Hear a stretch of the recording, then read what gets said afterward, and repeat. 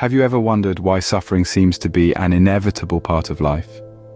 In Buddhism, there's a concept called clinging. This is not just about holding on to material possessions, but also to ideas, beliefs, and expectations. It's like having a favorite mug. It's your go-to for your morning coffee, and you expect it to always be there. But what happens when one day it's not? Perhaps it's been misplaced or broken. That sinking feeling, that disappointment, that's a result of clinging.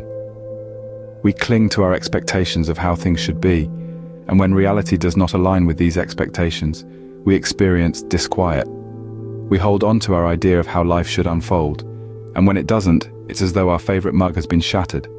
So we can see how clinging leads to expectation. But how does expectation lead to suffering? You might ask, what's wrong with having expectations?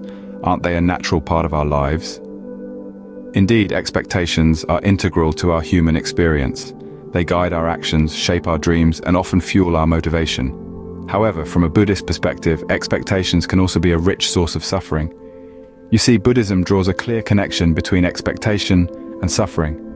The Buddha taught that suffering arises from attachment or clinging. This includes our attachment to certain outcomes, certain results. In other words, our expectations. Consider, for instance, the expectation of a promotion at work. You've been diligently performing your duties, going the extra mile, even pulling all-nighters to get projects completed. You feel you've earned that promotion, and you start to anticipate it. This anticipation, this expectation of a promotion becomes a part of your reality. But then the day of announcements rolls around and your name isn't called. The promotion goes to someone else. Suddenly your reality is shattered. You're left with a sense of disappointment, a feeling of being cheated. This, in its essence, is suffering. This suffering isn't caused by the lack of promotion itself, but rather by your expectation of it, your attachment to the outcome. This is the Buddhist perspective. It's important to remember that this doesn't mean Buddhism advocates for a life without goals or ambitions. It simply suggests a different approach, an approach where we commit to the process rather than the outcome, where we focus on our actions and let go of our attachment to the results.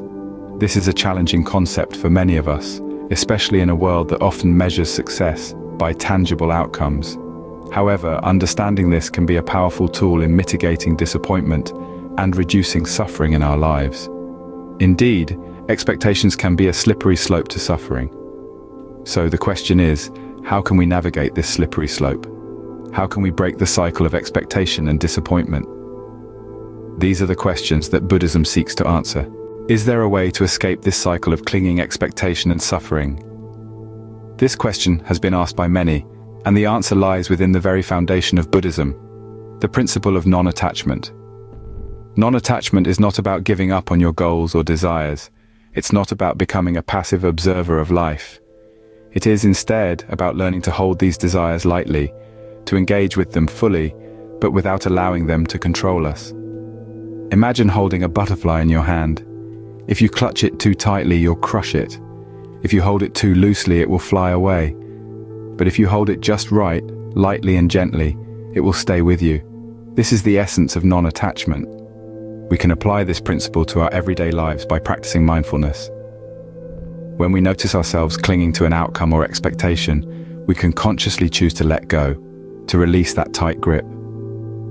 We can remind ourselves that the future is uncertain and that clinging to our expectations only sets us up for disappointment. Breathing exercises can also be beneficial.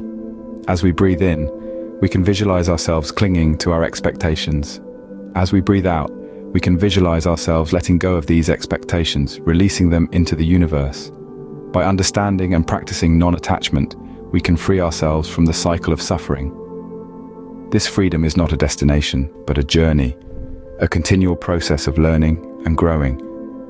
And it is a journey worth taking. So we've explored a profound concept today, but what does it mean for you? Now take a moment. Reflect on your own journey. Have you experienced clinging, expectation, and perhaps the inevitable suffering that follows? Can you identify moments where non-attachment could have altered the course? Consider this.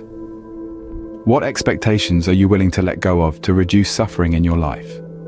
And how might practicing non-attachment change your perspective on life's disappointments?